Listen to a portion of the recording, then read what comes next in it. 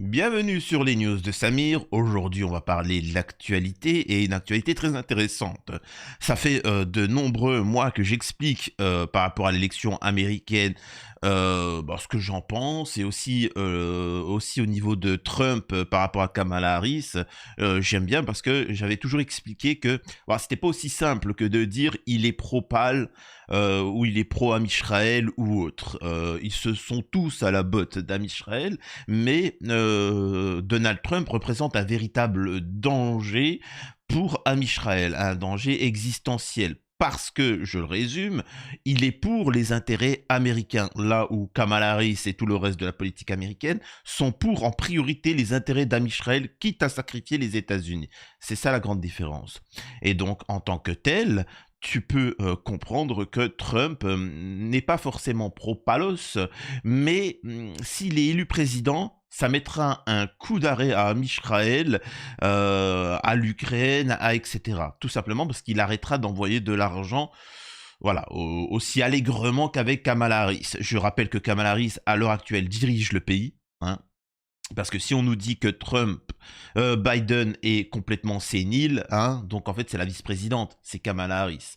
Donc s'il ne se passe rien et que tout ce qui s'est passé à l'heure actuelle sur la Palestine, c'est bien avec l'accord de Kamala Harris. Voilà. Donc on va écouter un peu les propos de Donald Trump, ce qui s'est fait interviewer par le journaliste Tucker Carlson, et vous allez voir, les propos vont encore confirmer ce que j'ai mon analyse, n'en déplaise à certains, hein, donc parce j'ai vu en commentaire, certains me disaient non, Donald Trump n'est pas enfin parce qu'il y a des gens, c'est binaire, comme ils ont voté pour la LFI, ils sont de gauche, c'est-à-dire que c'est binaire, c'est gentil, méchant. Ils n'arrivent pas à comprendre, tu vois. C'est particulier. Bref. C'est comme, vous savez, hein, c'est comme dans une... Alors, désolé, je commence tout de suite, mais c'est comme dans une bagarre, tu te bats avec un individu, et d'un seul coup, tu as 5 personnes qui viennent et qui, gentiment, avec amour, veulent te arrêter la bagarre. Bon, si vous avez déjà connu cette séquence-là, messieurs. Et ils viennent et ils te retiennent. Non, doucement, mais ils retiennent pas l'autre. Ce qui veut dire l'autre, il continue à te... Tu vois, il continue à te travailler, tu vois. Et toi, t'es là en mode, mais je veux bien que vous arrêtiez. Ou machin, mais bloquez-les lui aussi. Sauf que là, par leur action, ils prennent parti. Et alors que s'ils se retiraient, ça veut pas dire qu'ils sont avec toi ou avec l'autre, c'est juste démerdez-vous. Et là, vous verrez que la situation changerait. Bref. Avant de démarrer la vidéo, je vous invite à vous abonner, laisser un petit commentaire, un like pour le référencement, me rejoindre sur les réseaux sociaux et sur mes chaînes secondaires. Alors, l'élection présidentielle américaine va avoir lieu d'ici quelques jours, et il est intéressant de voir qui est Donald Trump. Je l'avais dit de longue date, malheureusement il y en a beaucoup qui regardent les médias français et s'imaginent que c'est le diable incarné. Alors c'est vrai que Donald Trump a l'habitude de parler d'une certaine manière. Ouais, je vais faire ci, la Corée du Nord, regardez-moi, je vais faire... Le mec c'est un showman. Il aime bien un peu, tu vois, ouais, je vais te faire ci, je vais te faire ça. Mais la réalité, c'est que c'est le seul président américain à avoir été en Corée du Nord, avoir serré la main, à avoir apaisé les tensions. Il va expliquer, là, dans les extraits que je vais vous montrer, la politique de certains sionards aux États-Unis, américains, du gouvernement, et ce qu'il a fait lui. Donc on va voir ça. Encore une fois, ça fait plaisir d'avoir raison sur cette situation. Écoutez ça. Alors, je rappelle le contexte, c'est lors d'une interview avec Tucker Carlson. Il va parler de la situation au Moyen-Orient et des sionards qui l'accompagnent. Écoutez ça. Attendez, hop. Il parle des membres du gouvernement américain, Bolton, et il dit John Bolton, alors voilà, qui a déclaré qu'il était bon lors des négociations. En fait, il explique que ce mec-là, aux États-Unis, il y en a plein, ce sont des psychopathes. C'est des mecs qui sont déglingués. C'est des mecs, pour les intérêts d'Amisraël, ils veulent envoyer l'Occident aller se battre contre tous les pays voisins d'Amisraël pour créer ce grand Amisraël. Il faut bien que vous compreniez que les États-Unis, il y a une infiltration sionard et veulent utiliser le sang américain, l'économie américaine, tout pour arriver à ce point-là. Ça, il faut bien le comprendre. Alors que Donald Trump, lui, sa vision des choses, c'est balèque. L'Amérique d'abord, tu vois. L'Amérique d'abord, nos intérêts, ce qui se passe là-bas, ça vous regarde, tu vois. À partir de maintenant, si vous voulez vous foutre sur la gueule, faites-le. Mais nous, on s'en occupera plus. Je sais, je vous ai montré pas encore les plusieurs vidéos que je dois vous montrer, que je pars direct dans des comparaisons, mais c'est pour vous expliquer, c'est comme vous savez, alors bon, on va pas comparer la Palestine, l'Iran, tout ça à des chiens, mais vous comprenez. C'est comme, vous savez, parfois il y a un chien, et il y a un autre chien qui est tenu par une laisse de son maître. Israël et les États-Unis seraient le maître. Dans la réalité, c'est l'inverse. Et vous savez, vous avez le chien qui est véhément, qui va attaquer tout le monde. Il va attaquer tout le monde, il est chaud patate, tu vois. Parce qu'il y a son maître, tu vois, et qui tient la laisse. Alors que Trump, lui, ce qu'il est en train de dire, c'est il s'en fout que le chien il va se battre avec un autre. Il s'en fout, lui, il se dit juste que le maître, il lâche la laisse et qu'il aille faire autre chose, tu vois. Il aille se taper un match de foot, tu vois, ou autre. Qu'il aille regarder les vidéos de Samir, s'abonner à sa chaîne. Sauf que le chien, une fois qu'il verra qu'il n'y a plus son maître derrière lui, il va se calmer tout de suite. Il va plus se permettre d'aboyer comme ça contre les autres chiens. Donc c'est ça, et c'est pour ça que je vous dis que c'est le plus gros danger pour Israël et c'est le plus grand allié indirect de la situation au Moyen-Orient comme en Ukraine. Ça, c'est important de le comprendre. Enfin bon. Bolton, a real dope, but I thought he'd be great because he was so stupid. He was like a boiler. Il dit qu'en fait, il est idiot, il est incompétent, il veut entrer en guerre pour tout et pour rien. Et en fait, je l'amenais à chaque fois que je venais pour négocier, je l'emmenais parce que moi, je venais avec un discours de paix, quoi, gentiment. Et eux, ils voyaient qu'un membre du gouvernement était complètement zinzin. Alors que si j'étais pas là, les guerres reprendraient de par le monde partout, tu vois. Et forcé de constater que ça a été le cas une fois qu'il a plus été président. Every time, if somebody shot down a little tiny crappy drone that cost about $15, he'd want to go. À chaque fois qu'un mec de par le monde détruisait un de nos drones, un drone américain, un petit drone misérable à $15, TTC, toute taxe comprise. Go to war with Russia. I said, no, I think pour un drone à $15 qui était détruit, le mec disait allez, on attaque la Russie, allez c'est parti, on utilise l'arme atomique, etc. Calme-toi mec, c'est que $15, t'inquiète pas, je peux te les donner si tu veux au pire, toi. C'est quand même fou quoi. He was great for me though for a period of time because he was a nut job and everybody, I could see his face get red with that stupid white mustache. Il disait que, en fait, mais malgré ça, pour moi, il était ultra bénéfique. Parce qu'à chaque fois que les gens avec qui je parlais, ils voyaient avec sa petite moustache stupide, il devenait tout rouge. Tout rouge. And he'd be ready to explode. Prêt à And this was good exploser. for me. I went to Kim Jong-un in North Korea. I took this moron with me. And he never...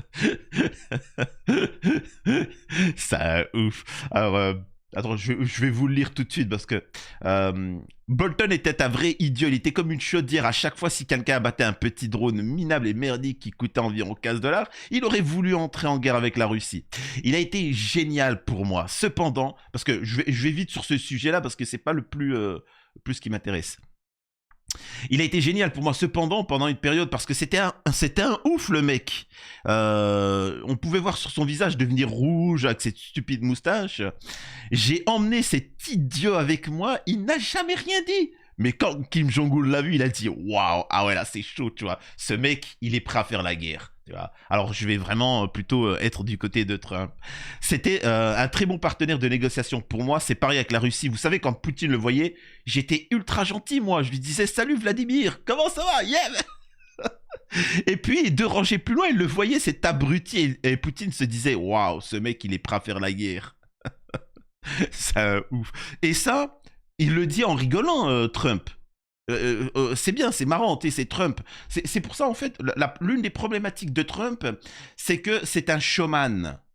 Et il y en a beaucoup qui n'arrivent pas à comprendre que certes il fait le show, mais ses propos ont une véracité. On parle pas du mec du café du coin.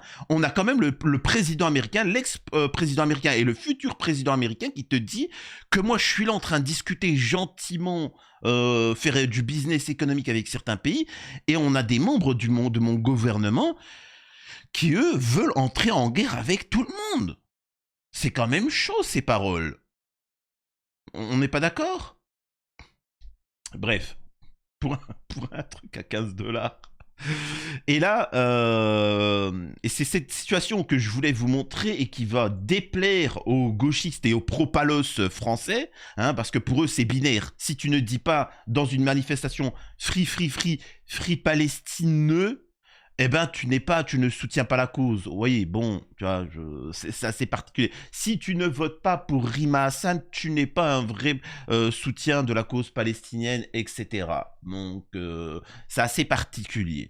J'avais expliqué que Trump n'était pas là pour voter pour Rima Hassan. De toute façon, il peut pas, hein, il n'est pas là pour, il n'est pas français. Bref.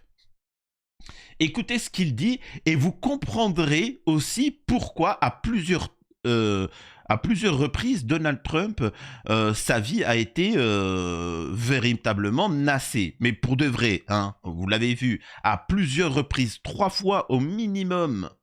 3 fois. Donc, ce qui est dingue, hein, 2 fois par des armes et 1 fois avec une voiture remplie d'explosifs et qui voulait se mettre sur son passage, etc. Tellement que la 3e fois, personne n'en a parlé. Vite fait, quoi. C'est vous dire que c'est devenu normal. Et il représente bien un danger, mais moi je pose la question. C'est qui est capable de vouloir éliminer un président américain?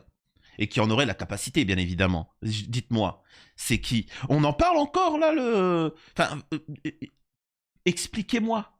Qui? Les écolos? C'est les écolos, c'est ça? Allez, arrêtez, va. Bref. Écoutons ces propos-là, c'est ultra intéressant. La raison pour laquelle elle ne pouvait pas me supporter, c'est qu'elle voulait faire la guerre à tout le monde. Moi, je ne veux pas faire la guerre. Elle voulait rester en Syrie, etc. Je suis parti. Elle voulait rester en Irak. Je suis parti. Je veux dire que si ça tenait qu'à elle, nous serions dans 50 pays différents. Et vous savez, premièrement, c'est totalement dangereux, hein, déjà dans un premier temps. Deuxième point, beaucoup sont tués, et ils parlent de soldats américains comme des populations civiles. Troisième point, c'est que ça coûte très cher. C'est pourquoi nous avons une dette de 36 000... Alors 36 000 milliards de dettes. Et aussi, ça me fait rire quand il faut que vous compreniez aussi pourquoi l'Occident va s'effondrer. Souvent, je le répète, et certains ne se rendent pas compte. C'est comme, par exemple, j'en ferai une vidéo aussi, ça parle de l'Algérie. La rente mémorielle où l'Algérie veut demander de l'argent à la France. Non, l'Algérie veut que vous reconnaissiez les drames commis lors du géno algérien, etc. Et ainsi de suite. Il y a plusieurs choses, mais concernant l'argent, il n'y a qu'un seul pays, une entité qui demande de l'argent. Les Africains n'ont même pas demandé d'argent, et ainsi de suite. Donc arrêtez de dire qu'il y a une rente mémorielle, quand même. Et je vous le dis, hein, les Algériens savent très bien que la France n'a plus d'argent. Les mecs, l'Algérie a 0 € de dette extérieure, là où la France a plus de 3 000 milliards. Les mecs, même s'ils veulent vous faire les poches, elles sont vides, les poches. Foutez de ma gueule. Bref. On continue les propos de Trump. Autrefois, on faisait la guerre... Attendez, je vais remonter. Autrefois, on faisait la guerre, le vainqueur recevait le butin. En d'autres termes, vous battez le pays, vous le possédez, vous preniez le pétrole, la richesse. Maintenant, on rentre en guerre, on bombarde tout ce qui bouge et on part. Qu'est-ce qui se passe? C'est quoi ça? C'est quoi ce délire? Et il a raison. Je veux bien qu'il y ait un objectif. Là, ce qu'il ne dit pas, et c'est pour ça que je vous ai expliqué que s'il y a toujours un objectif. Ce qu'il est en train de dire, c'est que je ne comprends pas pourquoi on est en train de nous ruiner de plusieurs dizaines de milliards d'euros les États-Unis pour faire ces guerres-là. Je ne comprends pas, on sacrifie des citoyens américains qui partent là-bas, on massacre des populations civiles, et derrière, il n'y a aucun intérêt. Le pays est détruit, notre pays est détruit aussi économiquement, et dans quel intérêt? Parce qu'on ne prend pas toutes les richesses du pays, etc. On ne le prend pas, on ne le conquiert pas. C'est quoi l'intérêt? L'intérêt, il est tout autre. Il est pour quelqu'un, une autre entité. Am Israël. Regardez les actes et c'est tout. Par exemple, regardez les groupes terreaux. Les groupes terreaux ne servent qu'à détruire les pays autour d'Am Israël. C'est tout. De temps en temps, pour salir l'image des Palestiniens ou de certaines causes, ou appeler à la destruction aussi de l'Occident et les inciter à envoyer plus d'argent à Israël, bien évidemment qu'il y a des événements parfois en France, hein, mais en Occident. Mais voilà, je précise. Bref, on continue un petit peu Donald Trump et ses propos. Qu'est-ce qui se passe? On a bombardé tout le Moyen-Orient et on est parti. On a eu quoi? Rien. On a tout détruit. Je veux dire, on a tout bombardé à mort, quoi. Oh, on les a détruits. Hein? On les a déglingués, on a truqué tout le monde. Tous ceux qui sont allés au Moyen-Orient, je pense que c'était stupide. Et Dick Cheney, etc., ils ont convaincu Bush. Ah, Bush, vous savez, c'était un sacré numéro 1. Mais il aurait convaincu Bush d'y aller, lui, Bolton et d'autres poids légers les ont convaincus. Alors, il est en train d'expliquer effectivement que, en fait, l'état profond vont convaincre certains présidents comme comment il s'appelle, comme Bush ou d'autres, de entrer en guerre, tu vois, contre ceci ou cela.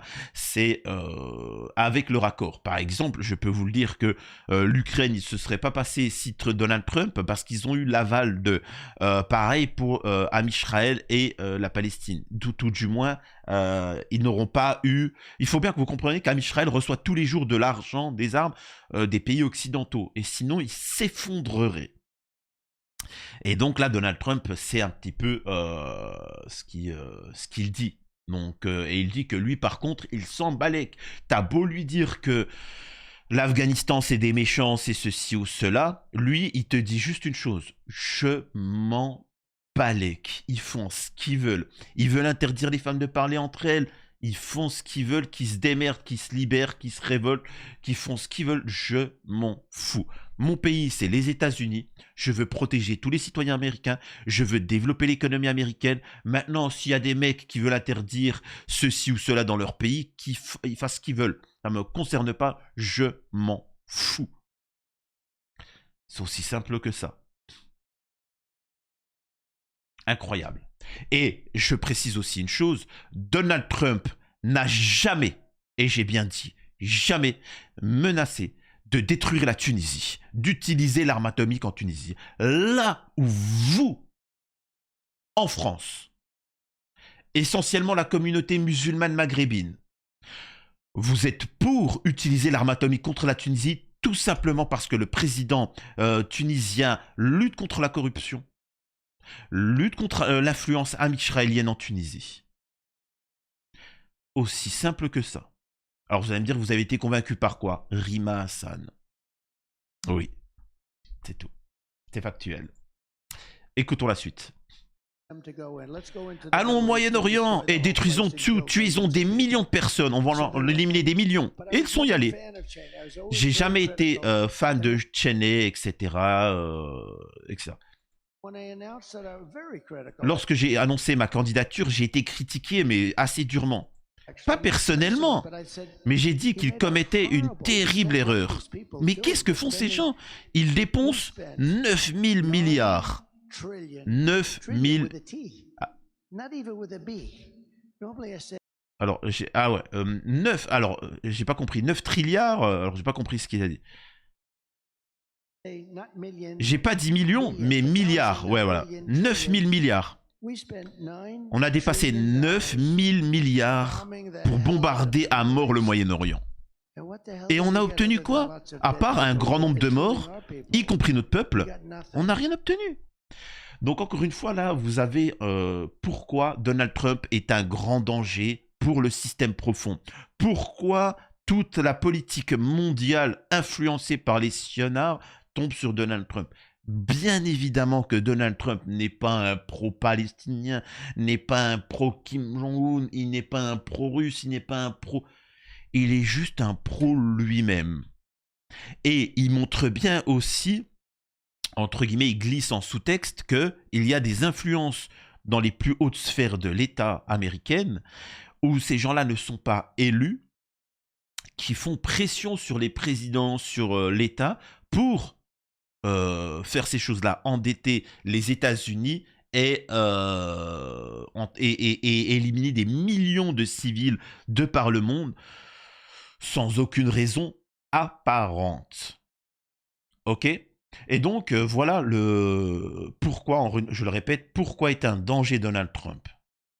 Est-ce que vous comprenez? Et pourquoi, en France, tout le monde est contre Trump? Pourquoi? Expliquez-moi factuellement pourquoi les hommes politiques en France sont tous contre Donald Trump. Alors, il y en a quelques-uns, c'est des petits malins qui se disent oui, vive Trump, etc. En essayant de se comparer à Trump. Trump n'a strictement rien à voir avec l'extrême gauche française et avec l'extrême droite française. Ça n'a strictement rien à voir. C'est totalement différent. Hein. La gauche, parce que eux, il est anti-immigration illégale, etc. Il est pour la préservation des mœurs. De l'autre côté, l'extrême droite, elle est pour l'ultralibéralisme et vendre les intérêts de la France aux autres et une soumission totale à Israël. Donc voilà, donc ça permet de vous montrer que ça n'a strictement rien à voir. Mais c'est intéressant et vous verrez petit à petit qu'avec son élection, vous verrez l'Ukraine se calmer, comment on appelle ça, Israël se calmer. Donc on va voir, ça va être intéressant à analyser. Dites-moi ce que vous en pensez. Encore une fois, essayez de vous élever à autre chose que le binaire. Hein. C'est pas il est gentil, il est méchant, il est ceci ou il est cela. C'est des intérêts. C'est des intérêts. Ce n'est pas forcément mon allié, mon ami. C'est-à-dire que Donald Trump, je rêve pas de coucher avec, hein. Et pourtant, je peux voter avec. Il faut vraiment que vous partiez autre chose que ce qu'on vous a expliqué en France, la politique, les façons de penser, c'est je l'aime pas. C'est de l'amour, c'est pas de l'amour. C'est un petit peu avec la situation économique en France. Quand vous écoutez la France vouloir faire des partenariats, par exemple, avec l'Algérie, ils vous disent quoi? Ouais, on s'aime, c'est comme une histoire d'amour. Oh, mais en Algérie, en Russie, etc., ils se moquent de nous. Ils se moquent de nous. Arrêtez de dire qu'il y a une histoire d'amour, il y a des liens fraternes. Arrêtez. Économiquement, est-ce que ce que tu me proposes, il y a un intérêt? Est-ce que c'est bénéfique? Non, il y a les Chinois qui proposent un meilleur contrat. Eh ben, on va aller du côté chinois. Et ainsi de suite. C'est tout, c'est juste... En France, non, on parle, oui, d'amour, de... Est-ce que pour les Palestiniens ou pour les Russes ou pour les Ukrainiens, est-ce que pour les amis israéliens, est-ce qu'il est plus bénéfique d'être du côté Trump ou Kamala Harris? C'est tout, il faut juste poser cette question-là. Est-ce qu'il y a l'intérêt est supérieur, machin? C'est tout. Donc dites-moi ce que vous en avez pensé. Alors j'ai d'autres vidéos à faire que je sortirai au fur et à mesure. Mais je compte sur vous pour vous abonner un maximum. À la prochaine sur les news de Samir.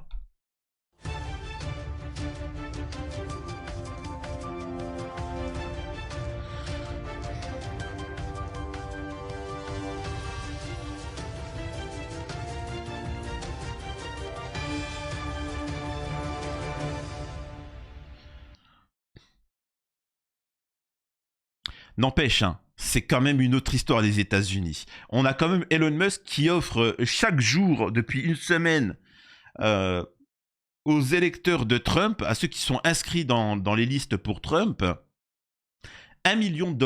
Chaque jour, il offre au hasard $1 million à quelqu'un qui va voter pour Donald Trump et qui est inscrit pour soutenir Trump. C'est quand même incroyable. T'es là, tu assistes à un discours de Trump, tu vois, t'es là, machin, etc. Et tu rentres chez toi et t'apprends qu'aujourd'hui, celui qui a gagné les 1 million qu'offre Elon Musk, eh ben c'est toi. Franchement, ça, là, moi, je vous le dis tout de suite. Si en France, Bolloré ou d'autres milliardaires veulent faire ça, moi, là je vais vraiment, là, je vais m'intéresser à la politique. Là, je vais aller voter. Là, je vais faire des meetings, etc. Incroyable. Faut savoir. Il faut inciter les gens à aller voter. 1 million de dollars, j'y vais, les gars. Vraiment, j'y vais.